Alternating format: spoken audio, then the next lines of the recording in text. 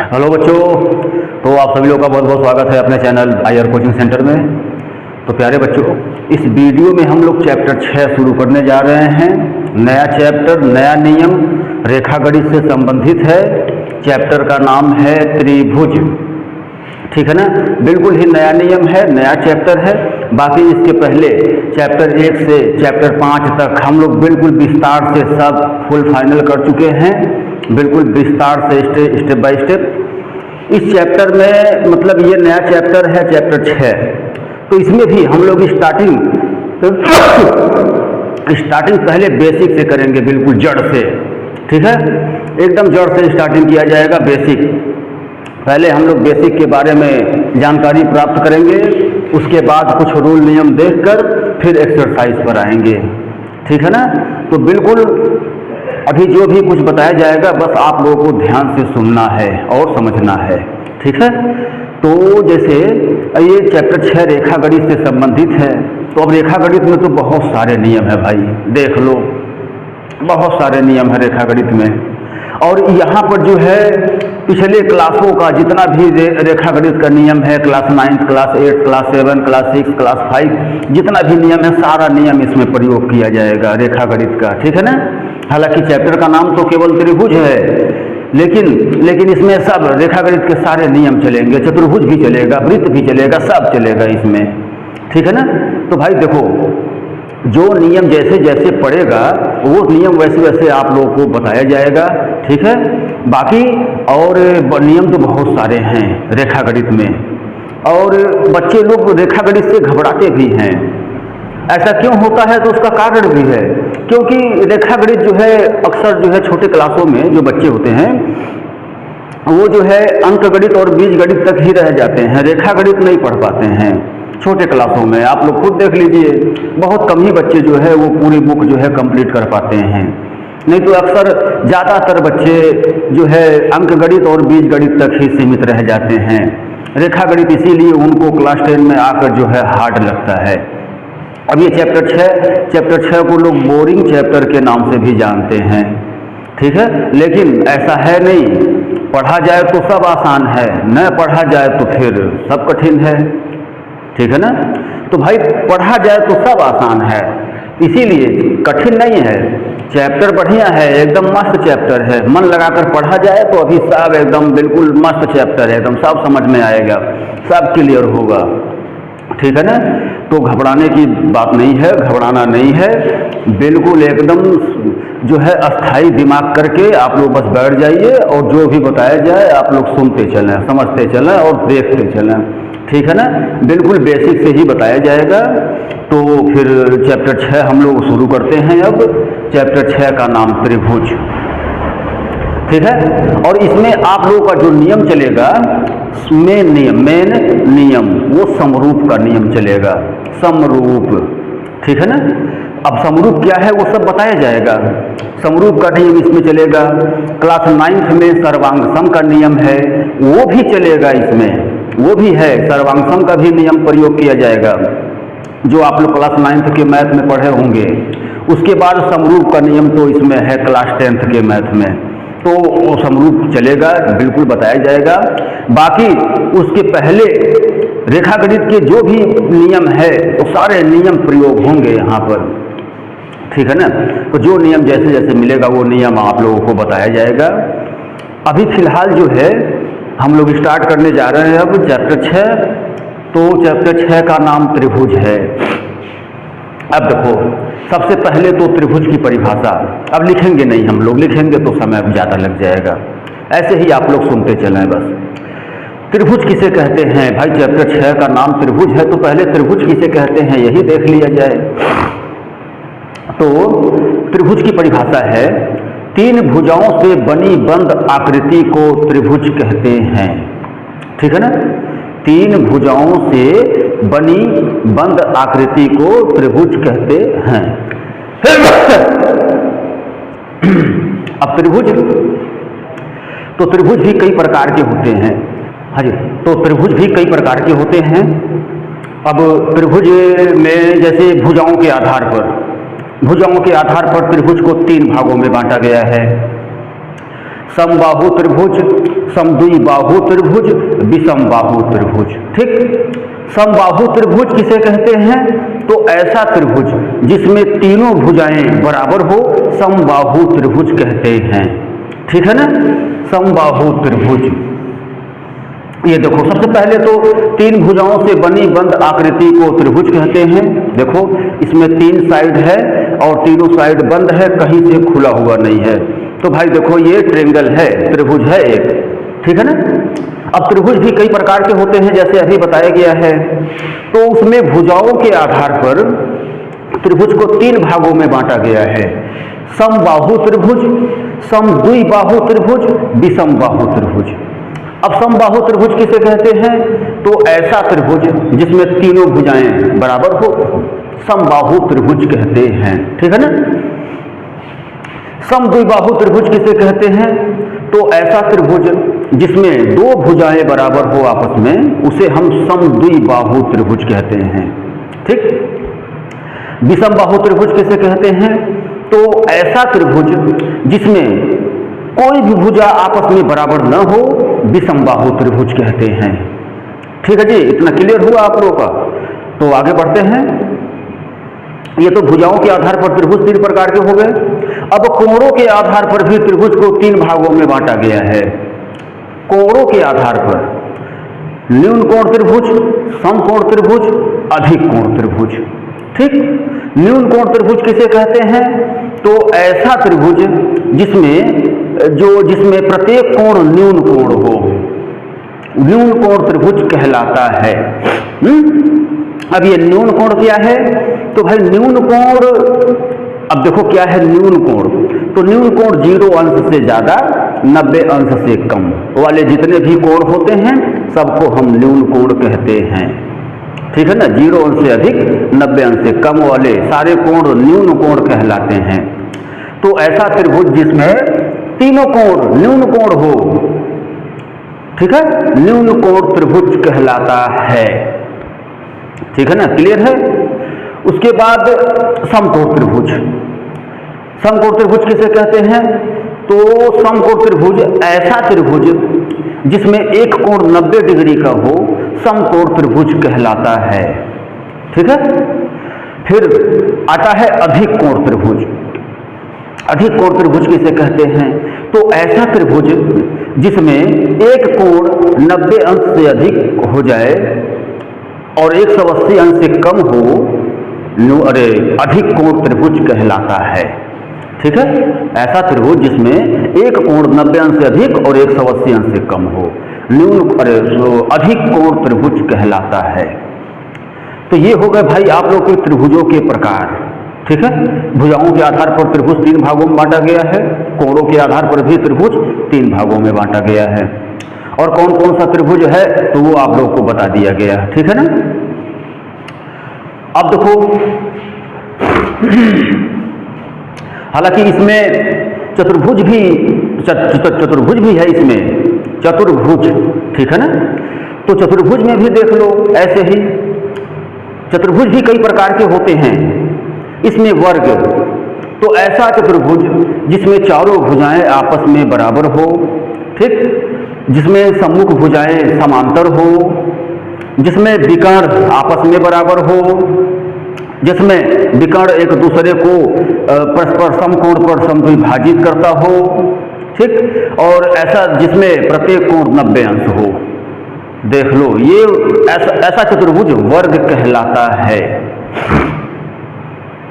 आयत, तो आयत में ऐसा चतुर्भुज जिसमें आमने सामने की भुजाएं बराबर हो, प्रत्येक कोण समकोण हो, उसके विकर्ण एक दूसरे को समद्विभाजित करें और सम्मुख भुजाएं समांतर भी हो, तो आयत कहलाता है।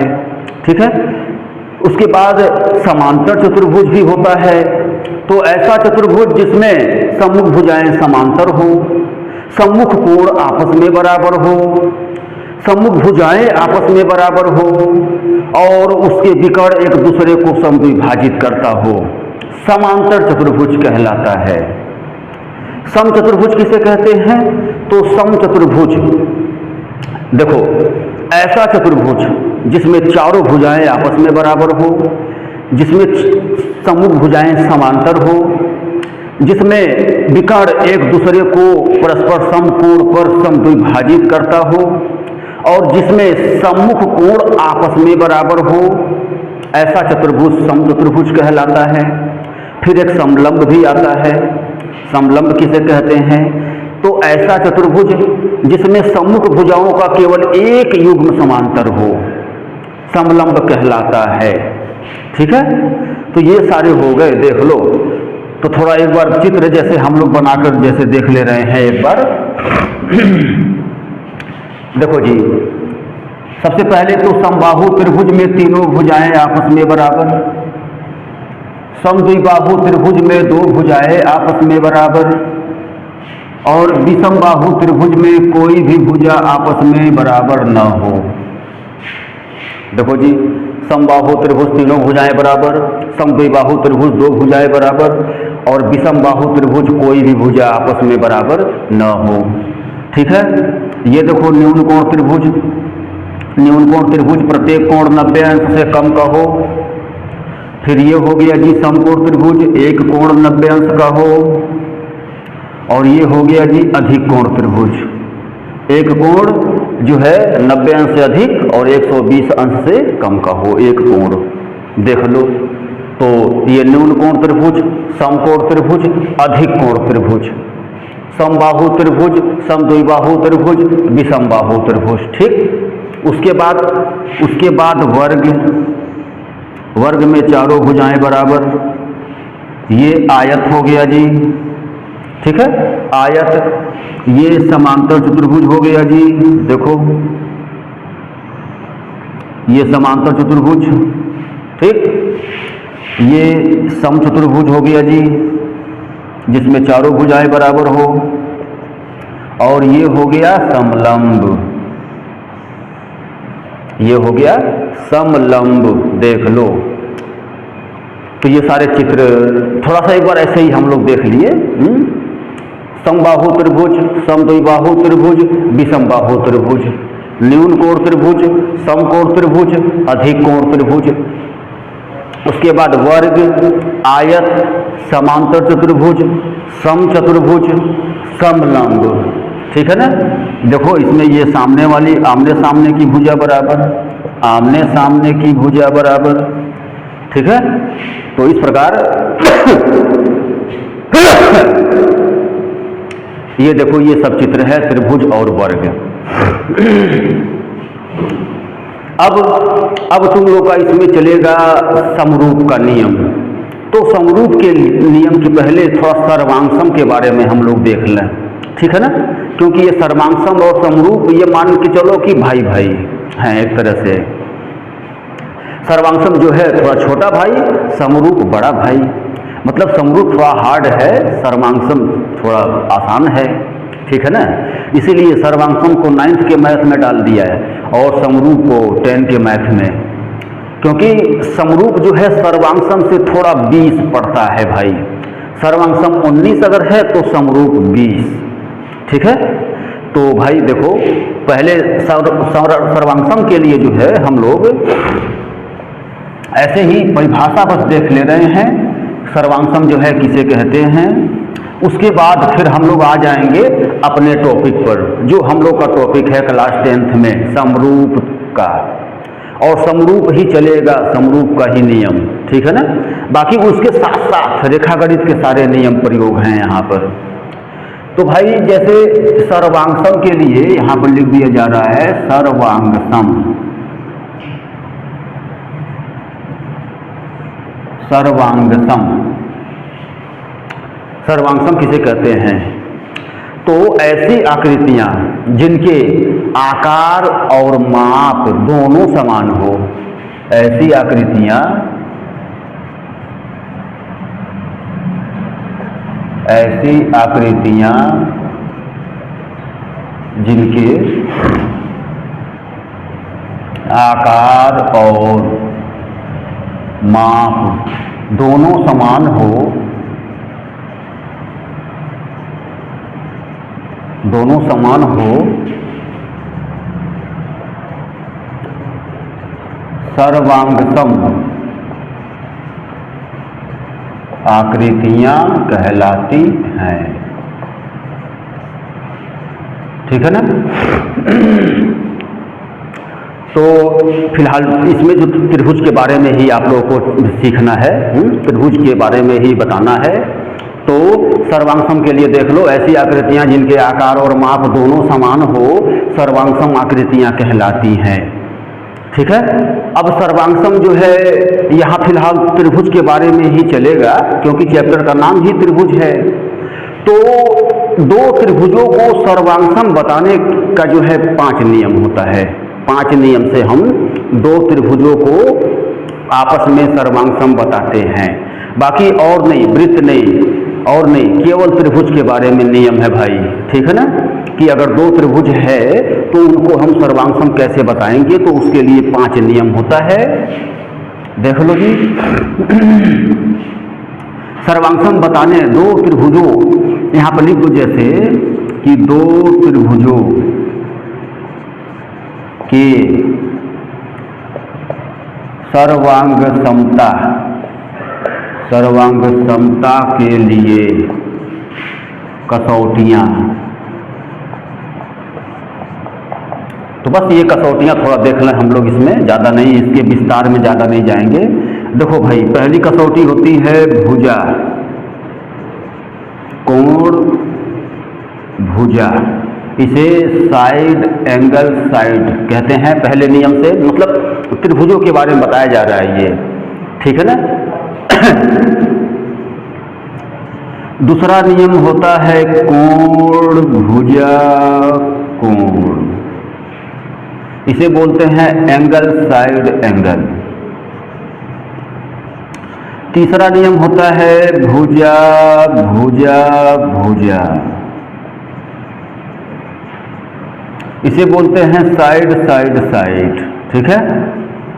चौथा नियम होता है कोण कोण भुजा, एंगल एंगल साइड। चलो जी, ये 4 नियम तो हो गया।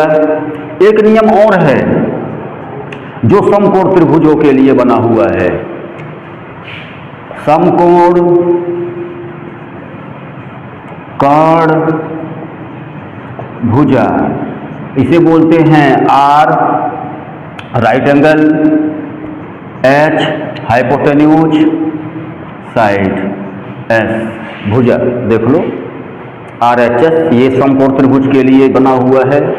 बाकी ये 4 नियम तो आप किसी भी त्रिभुज में लगा सकते हैं, यानी कि कुल मिला जुलाकर यहाँ 5 नियम है सर्वांगसमता के लिए। जो है अगर दो त्रिभुजों को सर्वांगसम बताना है तो ये 5 नियम से हम सर्वांगसम बताते हैं। ठीक है ना। अब बाकी ये क्वेश्चन में जो मिलेगा वहाँ पर हम लोग देखेंगे कि कैसे इस नियम का हम प्रयोग करते हैं क्या है। ठीक है ना। बाकी क्लास 9th के मैथ में तो पढ़े ही होंगे। अब इसको रब कर दिया जा रहा है और अब समरूप का नियम देखें हम लोग, जो हम लोग चैप्टर में है मेन नियम समरूप। ठीक है। तो ये मिटा दिया जा रहा है, रब कर दिया जा रहा है इसे।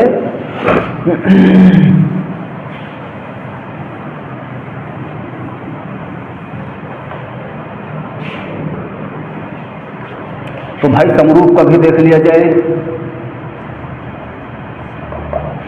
तो समरूप की परिभाषा है कि ऐसी आकृतियां जिनके आकार तो समान हो लेकिन आवश्यक रूप से माप समान हो या न हो। ऐसी आकृतियां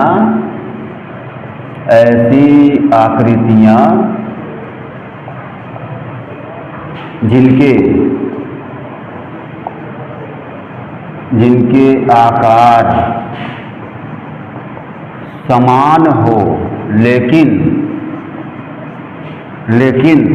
माप आवश्यक रूप से समान हो या ना हो। आवश्यक रूप से समान हो या ना हो, समरूप आकृतियां कहलाती है। ठीक है ना। ये तो समरूप की परिभाषा भी हम लोग बताए, समरूप किसे कहते हैं। अब देखो, अब समरूप बताने का नियम भी है, समरूप भी बताने का नियम है, और त्रिभुज पर ही हम लोग समरूप बताएंगे, ठीक है। लेकिन अभी नहीं, अभी प्रश्नावली 6.1 में थोड़ा कुछ अलग दिया है। उसके बाद तो फिर त्रिभुज के बारे में ही नियम चलेगा, त्रिभुजों की समरूपता के लिए कसौटियाँ, नियम जो भी है, ठीक है ना। तो फिलहाल जैसे वो हम लोग बाद में देखेंगे। अभी देखो, अभी जैसे ये तो परिभाषा हो गई, जैसे बहुभुज के लिए हम लोग जो है समरूपता के लिए कसौटियाँ यहाँ देखेंगे क्या होता है कि दो बहुभुज कब समरूप होते हैं। बहुभुज माने बहुत सारी भुजाएं, ठीक है। तो यानी कि बहुभुज में भाई देखो, त्रिभुज भी हम बहुभुज में लेते हैं, त्रिभुज भी आता है, चतुर्भुज भी, पंचभुज भी, खटभुज, शतभुज, अष्टभुज, नवभुज, जितना भी है सारे बहुभुज में आते हैं, ठीक है ना। तो भाई नियम तो त्रिभुज का ही चलेगा, लेकिन अभी नहीं, अभी पहले हम यहाँ पर दो बहुभुजों के लिए, ये देखो नियम क्या है, दो बहुभुजों के लिए समरूपता के लिए, समरूपता के लिए कसौटियाँ।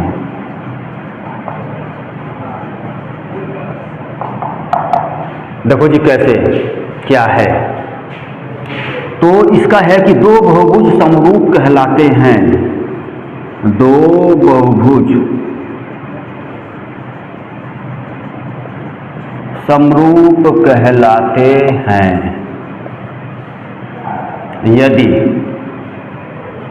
यदि पहला भाग उनके संगत कोण बराबर हों, उनके संगत कोण बराबर हो,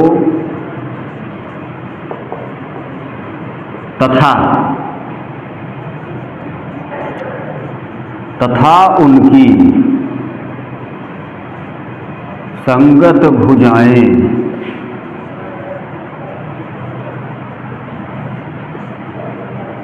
समानुपाती हो, ठीक है ना।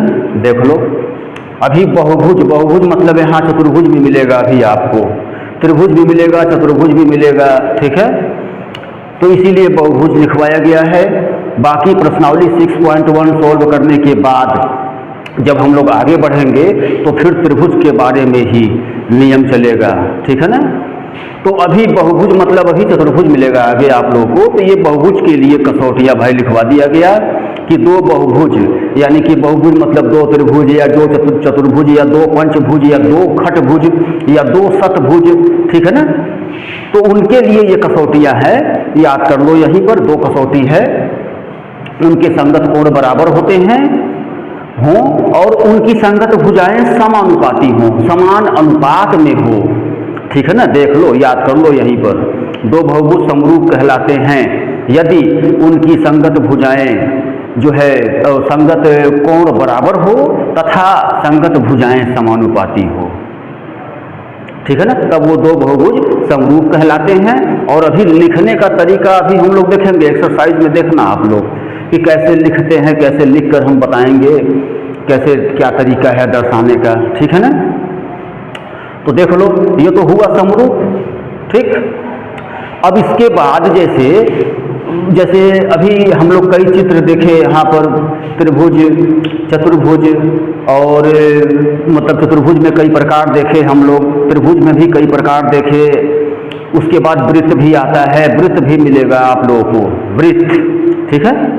तो जैसे समरूप में ये मान के चलो कि जो है कुछ आकृतियां हैं जो एकदम फिक्स है कि हाँ भाई वो तो समरूप होता ही है, चाहे माप कुछ भी हो, समरूप तो होता ही है। ऐसा समरूप में ऐसा है कुछ आकृतियों के लिए। तो ये आकृतियां जो है, जैसे अभी हम लोग कई चित्र बनाए थे, त्रिभुज जो है समबाहु त्रिभुज, समद्विबाहु त्रिभुज, विषमबाहु त्रिभुज, न्यून कोण त्रिभुज, समकोण त्रिभुज, अधिक कोण त्रिभुज, उसके बाद वर्ग, आयत, समचतुर्भुज, समांतर चतुर्भुज, और उसके बाद सम लंब ये सब बनाए थे हम लोग चित्र इसके पहले, अभी थोड़ी देर पहले। तो इसमें वृत्त भी शामिल कर लिया जाए। तो जैसे इसमें ये बताना है आप लोगों को कि कुछ आकृतियां जो है फिक्स होती हैं कि हाँ भाई ये तो समरूप होता ही है बिल्कुल, चाहे माप कुछ भी हो, चाहे जैसे भी हो, चाहे छोटा बड़ा कितना हो, ठीक है ना। तो वो देखो फिक्स वाला क्या होता है, याद कर लेंगे आप सभी लोग। सभी वर्ग समरूप होते हैं, एकदम बिल्कुल याद कर लेना है। सभी वर्ग समरूप होते हैं, सभी समबाहु त्रिभुज समरूप होते हैं और सभी वृत्त समरूप होते हैं। भाई ये 3 आकृतियां हैं यहाँ पर, एक बार और देख लो। सभी वर्ग समरूप होते हैं, फिक्स है ये। वर्ग चाहे छोटा हो चाहे बड़ा हो, वो आपस में समरूप ही होगा, चाहे जितने भी वर्ग होंगे। सभी समबाहु त्रिभुज समरूप होते हैं, ठीक है ना, ये फिक्स है एकदम। और फिर सभी वृत्त समरूप होते हैं, देख लो।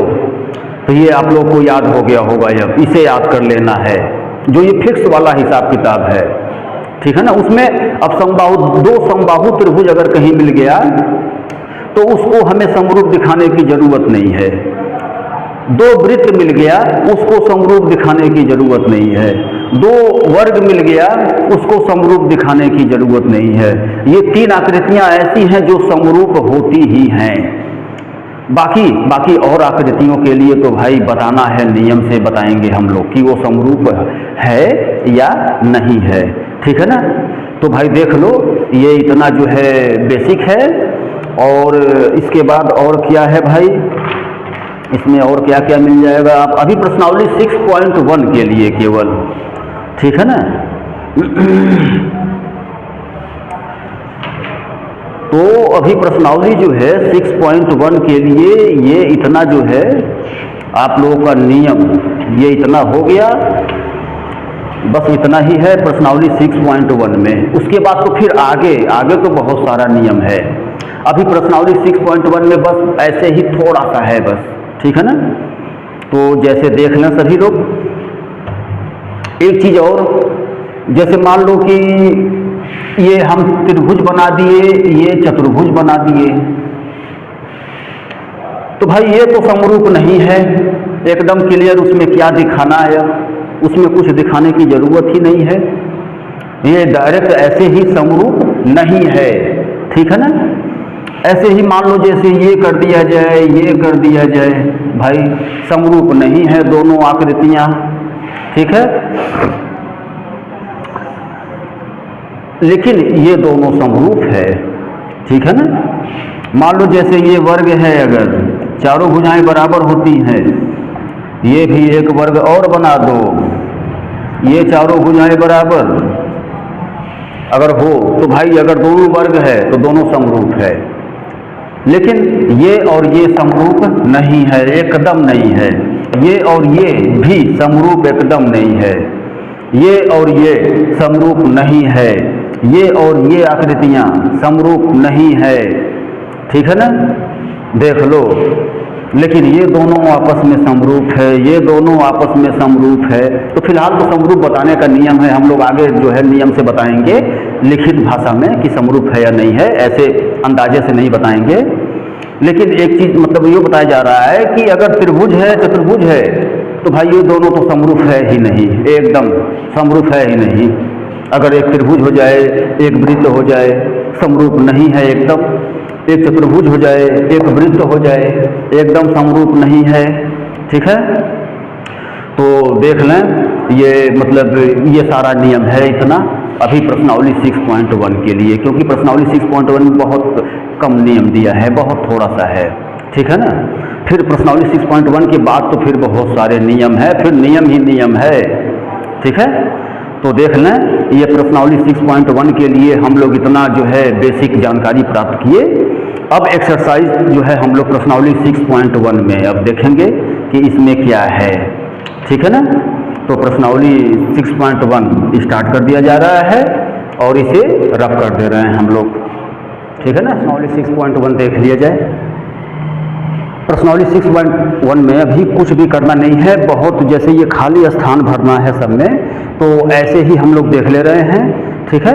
बाकी 6.1 के बाद फिर शुरू होगा जो भी शुरू होना होगा, ठीक। और बाकी इसके पहले अभी जो बताया गया था, इसके पहले बेसिक में जो बता दिया गया है आप लोगों को, अगर आप लोग वो चीज़ पूरे ध्यान से सुने हैं, समझे हैं, तो प्रश्नावली 6.1 ये बताने की ज़रूरत नहीं है, ये आप लोग खुद सॉल्व कर डालोगे, ओके। लेकिन फिर भी चलिए ये शुरू किया जा रहा है और आप लोग खुद देख लें कि जो चीज़ बताया गया है एकदम वही चीज़ इसमें सब है या नहीं है या क्या है। और ये प्रश्नावली 6.1 आप लोग सॉल्व कर ले रहे हो या नहीं, क्योंकि अभी कुछ करना नहीं है, बस खाली स्थान देखो भरना है। तो प्रश्न सभी लोग अपने अपने बुक में ही देख लें और प्रश्न को पढ़ा जा रहा है। प्रश्नावली 6.1 में पहला प्रश्न है, कोष्ठकों में दिए शब्दों में से सही शब्दों का प्रयोग करते हुए रिक्त स्थानों को भरिए, ठीक। पहला भाग कह रहा है, पहले भाग में है सभी वृत्त, उसके बाद ये खाली स्थान है होते हैं, फिर आगे देखो सर्वांशम और समरूप, दो ऑप्शन दिया है, तो दोनों में से क्या भरा जाएगा, तो सभी वृत्त समरूप होते हैं। अभी इसके पहले हम लोग डिस्कस किए थे, बहुत बढ़िया से अच्छे से डिस्कस किए हम लोग इसके पहले, ठीक है जी। तो ये समरूप वाले जो चित्र हैं वो बता दिए गए थे आप लोगों को कि ये प्रत्येक समबाहु त्रिभुज समरूप होता है, प्रत्येक वर्ग समरूप होता है, प्रत्येक वृत्त समरूप होता है, ये 3 बताया गया था। तो भाई देख लो उसी के बारे में पूछा है, सभी जो पहला वाला भाग है इसमें समरूप भरा जाएगा, सभी वृत्त समरूप होते हैं, ये देख लो, ठीक है ना। चलो भाई दूसरा भाग देखो इसका, सभी वर्ग, ये भी समरूप भरो भाई, ये भी समरूप भरा जाएगा, सभी वर्ग समरूप होते हैं, ठीक। अभी देखो इसके पहले हम लोग डिस्कस किए, बहुत बढ़िया से डिस्कस किए थे। तीसरा भाग सभी इसमें से समबाहु भरा जाएगा, सभी समबाहु त्रिभुज समरूप होते हैं, देखो जी सब वही कुछ मिल रहा है जो पहले हम लोग डिस्कस कर चुके हैं। तो तीसरे वाले भाग में समबाहु भरा जाएगा, सभी समबाहु त्रिभुज समरूप होते हैं। चौथे वाले भाग में भुजाओं की समान संख्या वाले 2 बहुभुज समरूप होते हैं यदि, पहला भाग उनके संगत कोण बराबर हो, देखो जी यहाँ बराबर भरा जाएगा, बराबर हो, तथा दूसरा भाग उनकी संगत भुजाएं समानुपाती हों, देख लो क्लियर है, एकदम सब कुछ बताया गया इसके पहले और फिर देख लो। चौथा भाग एक बार फिर से, भुजाओं की समान संख्या वाले 2 बहुभुज समरूप होते हैं यदि, पहला भाग उनके संगत कोण बराबर हों, ठीक, तथा दूसरा भाग उनकी संगत भुजाएं समानुपाती हो, यहाँ समानुपाती भरा जाएगा, उसमें पहले में बराबर, देख लो। तो यानी ये प्रश्न नंबर 1 आप लोगों का क्लियर, ठीक है। अब प्रश्न नंबर 2 देख लिया जाए, निम्नलिखित युग्मों के 2 भिन्न भिन्न उदाहरण दीजिए, समरूप आकृतियां। तो भाई देखो जी प्रश्न नंबर 1 तो हम लोग भर ही लिए सब, ठीक है ना, वो तो ऐसे ही खाली स्थान भरना था, अब उसमें क्या लिखना है और समझाना है। प्रश्न नंबर 2 में जैसे कह रहा है कि उदाहरण देना है समरूप आकृतियां, और ऐसी दूसरे वाले भाग में ऐसी आकृतियां जो समरूप नहीं है। तो भाई देखो जी जो प्रश्न नंबर 2 है इसमें पहले वाले भाग में हम लोग जो है 2 आकृतियां समरूप आकृतियां हों, तो जैसे क्या क्या कर दिया जाए, समरूप आकृतियां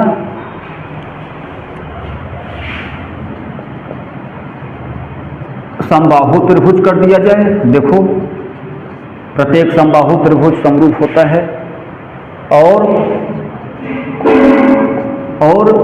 जो है समबाहु त्रिभुज कर दिया जाए, और उसके बाद फिर जो है एक कर दिया जाए वृत्त, जैसे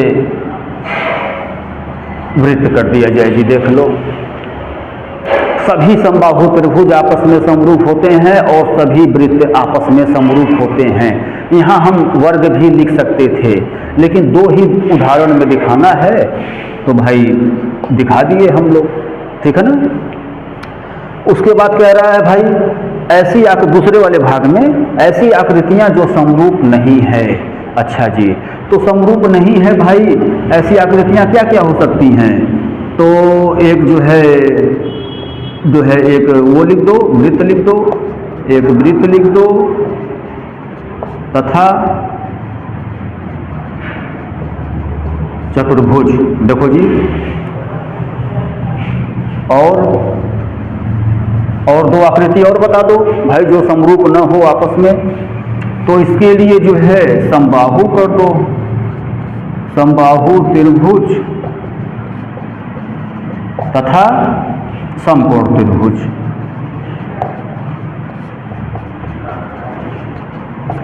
देखो जी ऐसे ये यहां पर लिख दिया जाए समकोण त्रिभुज। बस हो गया आंसर खत्म। प्रश्न नंबर 2 भी बस यही लिखना है अभी। अब प्रश्नावली 6.2 में जो है आगे जो है मिलेगा, फिर आप लोगों को प्रमेय मिलेगा, सिद्ध किया करेंगे हम लोग, फिर प्रश्नावली चलेगा आगे देखना। अभी ऐसे ही है प्रश्नावली 6.1 में, तो हम लोग ऐसे ही देख ले रहे हैं बस। चलो जी, तो ये प्रश्न नंबर 2 भी हो गया, ठीक है ना। अब प्रश्न नंबर 3 में ये 2 चित्र बनाया गया है और इसमें बताना है कि ये दोनों जो आकृतियां हैं ये समरूप है या नहीं है आपस में। तो देखो जी, प्रश्न नंबर 3 में आप लोग भी अपने अपने बुक में देखते रहें। जो प्रश्न नंबर 3 है,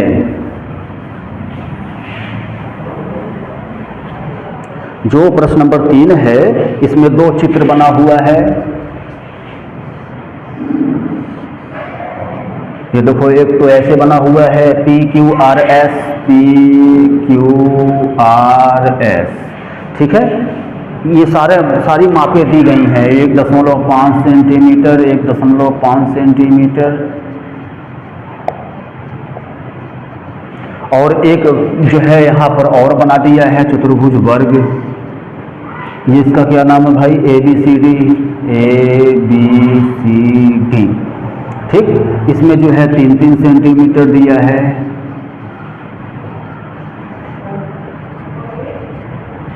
अब बताना है कि ये दोनों बहुभुज समरूप है या नहीं है, ठीक है ना। मतलब बहुभुज है, उसके बाद चतुर्भुज तो है ही, बहुभुज भी कह सकते हैं। तो ये दोनों चतुर्भुज समरूप है या नहीं है ये बताना है हमें। तो देखो भाई, बहुभुज के बारे में अभी इसके पहले हम लोग डिस्कस किए थे कि 2 बहुभुज समरूप कब होते हैं। तो 2 बहुभुज समरूप होते हैं यदि पहला भाग उनकी संगत कोण बराबर हो तथा दूसरा भाग उनकी संगत भुजाएं समानुपाती हो, ठीक है ना।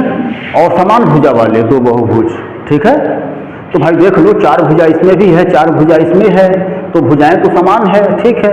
अब बताना है कि ये दोनों बहुभुज समरूप है या नहीं है।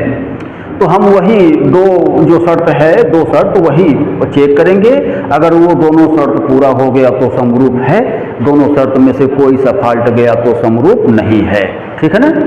तो 2 शर्त मतलब है कि संगत कोण बराबर हो और संगत भुजाएं समानुपाती हो। देखो ये 2 शर्त, और इसे याद भी कर लेना है आप लोगों को।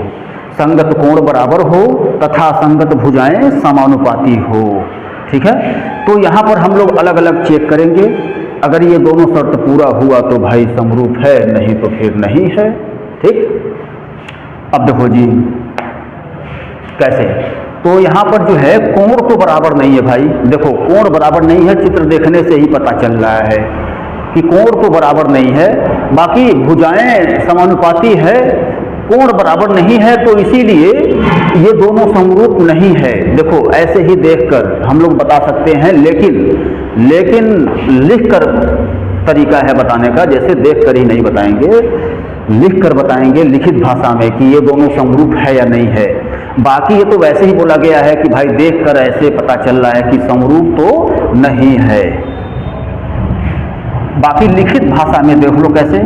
तो पहले जो है लिख लो चतुर्भुज PQRS तथा चतुर्भुज ABCD में। देखो भाई पहले ये भुजाओं का अनुपात निकाला जाए, AB/PQ, उसके बाद QR, देखो वो मतलब PQ/AB, उसके बाद QR/BC, उसके बाद RS/CD, उसके बाद PS/AD। ये देखो जी चारों भुजाओं का अनुपात निकलेगा संगत एकदम, ये देखो पी क्यू इसमें तो ए बी उसमें, क्यू आर इसमें तो बी सी उसमें, आर एस इसमें तो सी डी उसमें, पी एस इसमें तो ए डी उसमें। संगत भुजाओं का अनुपात हम लोग ये निकाल रहे हैं, देख लो यही तरीका होगा। पी क्यू का मान क्या है भाई, तो 1.5 बटे इसका मान 3 है और ये कट कर आ जाएगा 1/2, ठीक है ना, कट कर 1/2 आ जाएगा। इसका मान 1.5, इसका मान 3, ये भी कट कर 1/2 आएगा। देख लो ये सारा ही 1/2 आएगा, ठीक है ना।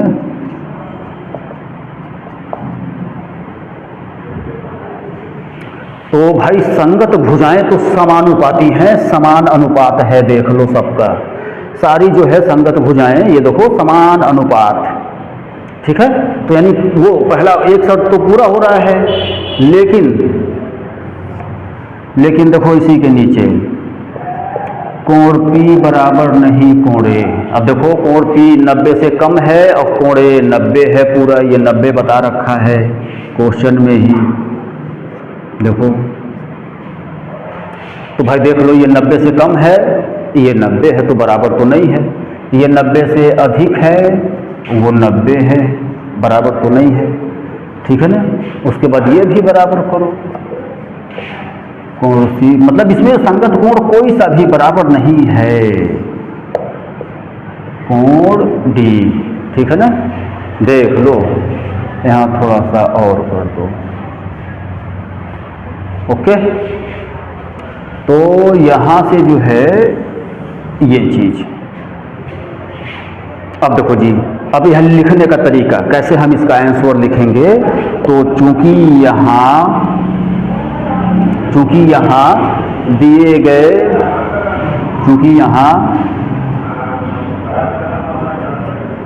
गए, दोनों चतुर्भुजों के, चूंकि यहाँ दिए गए दोनों चतुर्भुजों की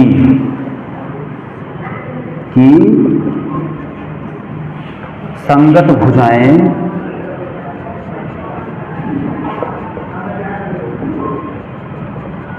समानुपाती है, लेकिन संगत कोण बराबर नहीं है, ठीक है ना। इसलिए दिए गए दोनों त्रिभुज समरूप नहीं है, इसलिए दिए गए दोनों त्रिभुज समरूप नहीं है। भाई ये आंसर हुआ जी, देख लो ये प्रश्न नंबर 3 ऐसे हम लोग लिखकर बता दिए कि समरूप है या नहीं है। तो ये दो शर्त है इसमें, संगत कोण बराबर हो और संगत भुजाएं समानुपाती हो, इसे बिल्कुल याद रख कर लेना है। तो बस अब प्रश्नावली 6.1 ये समाप्त हो गया, इसमें इतना ही था। अब इस वीडियो में इतना ही रहने दिया जाए और इसके अगले वीडियो में हम लोग थेल्स प्रमेय, आधारभूत समानुपातिक प्रमेय, जो बहुत ही इम्पोर्टेंट है, एकदम 4 नंबर का अक्सर आता रहता है परीक्षा में, ठीक है ना। तो ये हम लोग आधारभूत, इसके अगले वीडियो में आधारभूत समानुपातिक प्रमेय और आधारभूत समानुपातिक प्रमेय का विलोम, ये 2 प्रमेय हम लोग सिद्ध करेंगे अब इसके अगले वीडियो में, ठीक है। उसके बाद तब जाकर एक्सरसाइज शुरू किया जाएगा 6.2। तो ये इसके बाद वाला जो है वो प्रमेय बहुत ही इम्पोर्टेंट चलेगा, 2 प्रमेय चलेगा आप लोगों का। आधारभूत समानुपातिक प्रमेय अर्थात थेल्स प्रमेय उसे हम कहते हैं, थेल्स प्रमेय भी कहते हैं, ठीक है। ये एक प्रमेय चलेगा, पहला प्रमेय, और उसके बाद आधारभूत समानुपातिक प्रमेय का विलोम, ये 2 प्रमेय चलेगा। तो ये 2 प्रमेय हम लोग अगले वाले वीडियो में देखेंगे। उसके बाद तब एक्सरसाइज 6.2 शुरू किया जाएगा, ठीक है। तो देख लें, अब इतना पहले आप लोग तैयार कर लें। तो मिलते हैं अगले वीडियो में एक नए लेक्चर के साथ।